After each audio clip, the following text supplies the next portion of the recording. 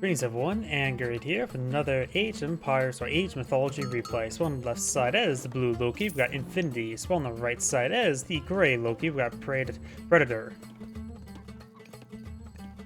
So is he a tank from Command & Conquer 3? The Predator tank? Either way, both course gods have the spy god power. So let's see where he's going to plant a spy on. That dwarfs a spy, puts a spy on top of the Ulfsark here, which he may have a good idea since he hear the god power being activated. So now his Ulfsark is his opponent's Ulfsark. Don't know what's the best target for it. I mean, this will give him a lot of good scouting there. Was a house there next to the town center. Yeah, let's take a look at what relics we have on the map. We got the Bow of Artemis giving range units, range soldiers, and myth units cheaper. We got the Feathers of Fenrir. Increased villager attack. That's not very good. If you make a good use of that, either something went very wrong, or went very right. Siege will take one less population. That can be quite nice. And Zering. And walls have a bit of regeneration, which could be quite nice.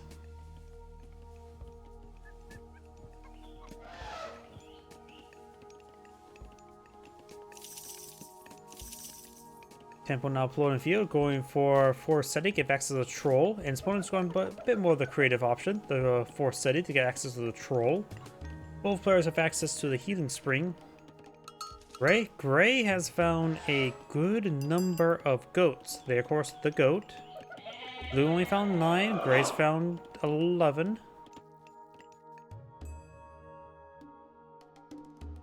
Decent amount of wildlife up north as well.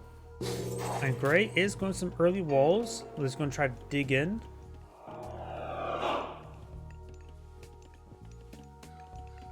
First Seer. Actually... Oh wait, yeah. I don't know why I didn't recognize that both players have the Dwarf Cube. I didn't recognize that as a citizen. Yeah. Mine's getting a little bit melted. Eyes in the Forest gives able to see with Mother Nature. If you extend your vision more precisely, let's see, this is Gray going for it. If we just go for normal, this should allow him to get a bit of a vision bonus from, through these wildlife. Oh, it doesn't look like it. Causes Mother Nature such as trees and animals simply grant you vision when nearby one of your units, so maybe you have to get a bit closer to it. Can't exactly say I've really looked into how that one worked. Now got the giraffes being obtained. I wonder how giraffe tastes in real life. Raiders rolling. They will intercept the goats. You can get more goats. Like I said, they are the goat. And this spy has been particularly useful. Able to spot Blue's army. Let's see, if we go over to explore it, literally Gray knows where Blue's army is at. So Gray can go in and raid his opponent. He sees his raiders pushing forward, if he's paying close enough attention, of course. Let's find some more goats. Looks like there's a good number of goats on this map. 5 more goats. So you have, what, 16 goats? There's the raiders. We'll steal those 2 goats. So he's down to 14. It's 13 goats. You monster.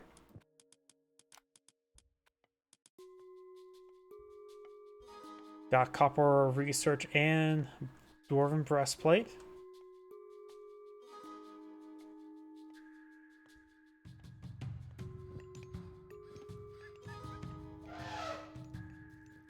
Gray has more raiders here. Of course, he knows where Blue's army's at. Throwing Axemen should be pretty useful as well. Raiders get bonus damage for throwing Axemen. Throwing Axemen get bonus damage for throwing Axemen.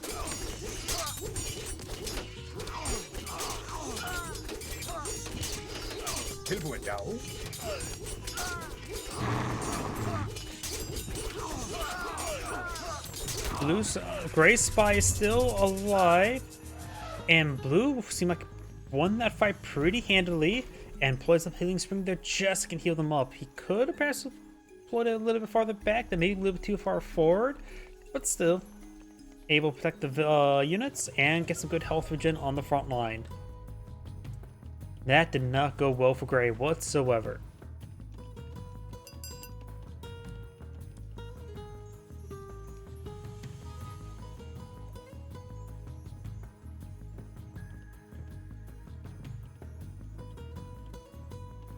We do now have the medium cavalry being researched, as well as the raiding cavalry.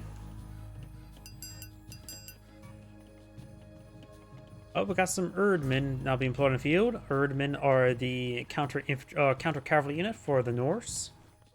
Very nice.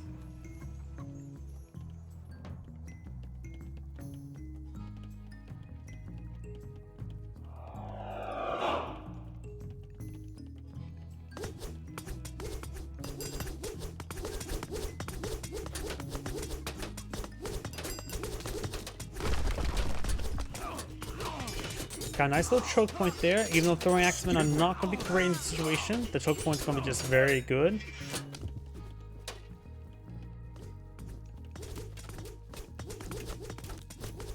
Of course, Gray's spy is still in this region. Raiding cavalry straight forward. Got a number of trolls here. The dude throws some boulders and trolls opponent. I don't think this is going to go great for Gray. Blows out his own healing spring now in a good defense position. Gets trolled a little bit more. We have a backup line of walls here. These dwarves could, turns out gate and could migrate up north. Don't worry about dropping the gold. Looks like we'll go down south for the winter. And dwarves will get scratched a little bit, but the dwarves are hardy folk. Just give them some water and they'll be good to go.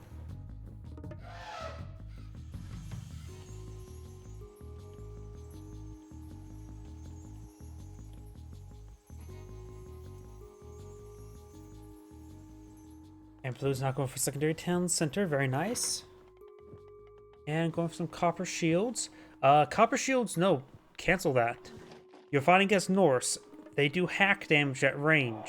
You should skip shields when fighting against Norse. Unless you're fighting against somebody who's particularly amassing units with pierce armor. You should generally skip pierce armor when fighting Norse because throwing axemen deal hack damage. No pierce armor required. Your opponent's not going for trolls, so not another source of pierce armor. The only thing you have to worry about for pierce damage when fighting ground are these watchtowers and the town center, which that can be tolerated.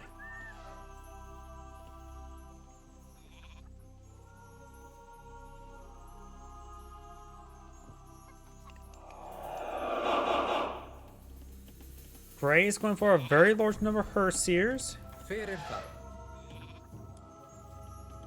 Does have Hall of Thanes, but that's about it for them. I always find Herseers a bit of a trap unit, honestly. They do generate favor, don't get me wrong on that part. That's their primary good usage for them. But overall, their attack speed is very slow, so they give their damage is not too great for the cost. They cost 120. I suppose, like, say, let's look at their raiding cavalry right now, which has technically more DPS, a little less health, but greater speed. And of course, able to counter ranged units a bit more effectively. Herseers, of course, are counted the myth units, don't get me wrong. But they're not... I think people over-rely on them too much. We do now have the Barrage being employed in the field, get access to the Battle Boar. And we do now have the Cave Trolls being established, but he's not deployed too many trolls to troll his opponent.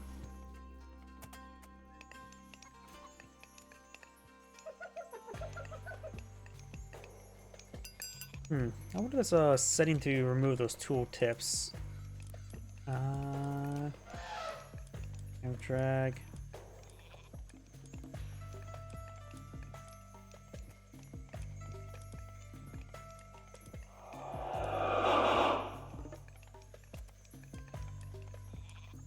Maybe something I can look into later.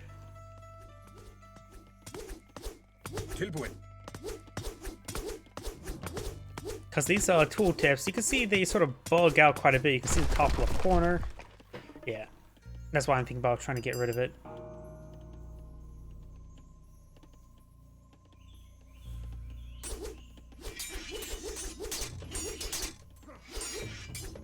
Blues Raiders need to get on out of there.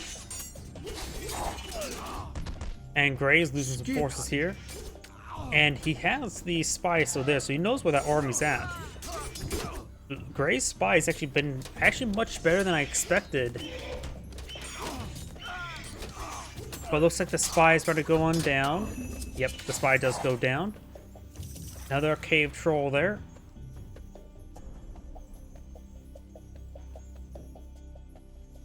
Now thinking about it, should Loki's spy, the second usually costs 60 favor?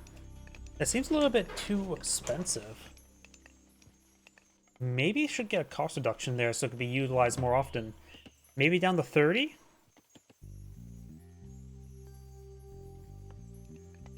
That would maybe a bit overpowered at 30, but maybe giving cost reduction down to 30 would be quite interesting.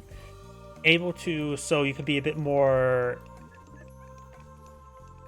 well, more scouting, more vision. So Loki can be a bit more of a trickster.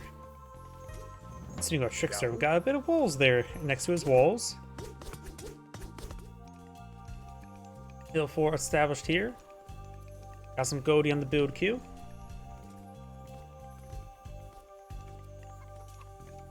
Both players have a good number of trolls in the field. Both of them have cave trolls as well. Got 7 trolls to troll his opponent, while Gray only has the 4. And got a free Draugr. We haven't seen too many free myth units so far this game, have we?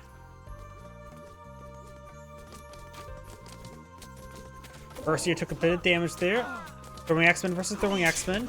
Battleboard knocks down the Throwing Axeman. Trolls throws some boulders. Got another Draugr there.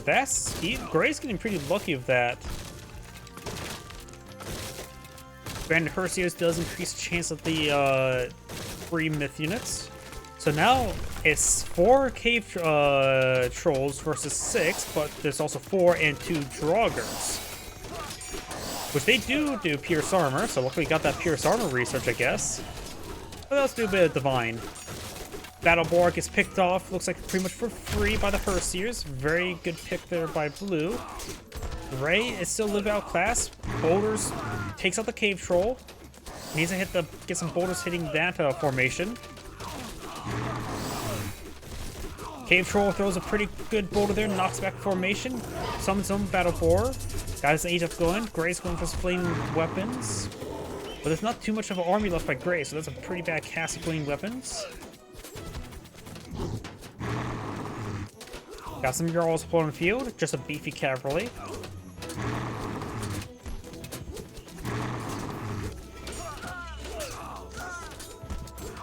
Now Blue finally gets his own free myth unit, and Hare, which is a very powerful myth unit, or at least makes other units very powerful for a short amount of time.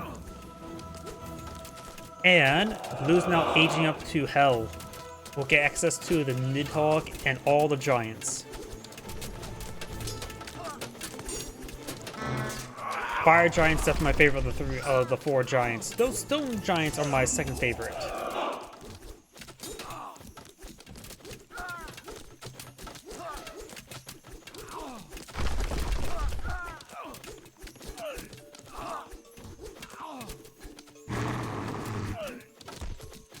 Got another Goaty there to engage the trolls. Range heroes are pretty much needed to engage range myth units. One reason why I like ranged myth units better than melee myth units. Because yeah, it's easier to keep those guys alive. One reason I also love the Manticore. I think my favorite myth units are the Manticore, the Lampades, and the Automaton. But the Automaton's, of course, not a ranged one. But you can't deny the Automaton's quite fun, if you can manage to keep them alive.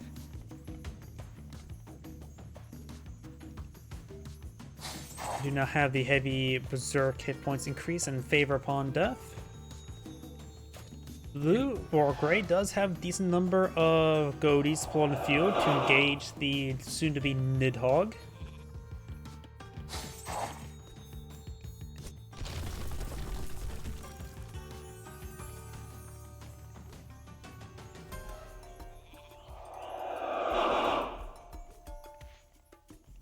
Yo.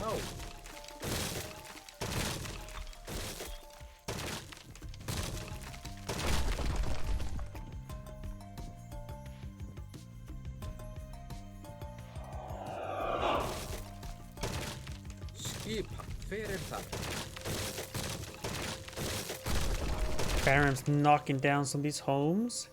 We got another boar, cave troll. Blue's at max up population. Gray is at overpopulation now because these ones are showing some housing. The Nidhogg can be summoned. We have a decent amount of goat in the field, so probably a good idea not to use it against these units.